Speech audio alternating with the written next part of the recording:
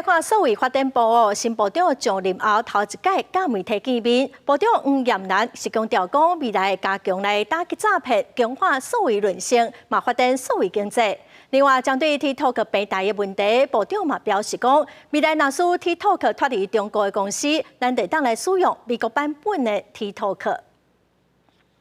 就说第一个工作，但是说它只要落地，我们就可以去罚它。就假新闻嘛，那假新闻如果确定是假新闻，它要下架，马上就要配合我们下架，不下架我们就罚它。比如它在 Google 的那个 Store 就有一个 APP 是美国的 APP，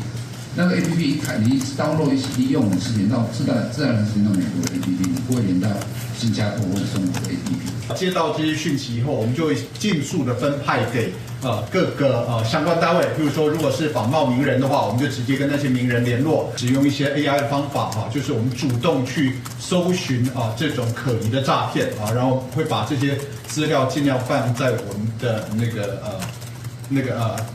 反诈查询通报网上面，让民众可以很快的知道说这个是一个可疑的诈骗。来看针对外界关心的诈骗尤其是境外大型网络平台的诈骗广告，处长是表示讲，会来要求讲，跨国平台的广告就爱甲目前政治性的广告同款看广告就爱实名来认证，来减少争议。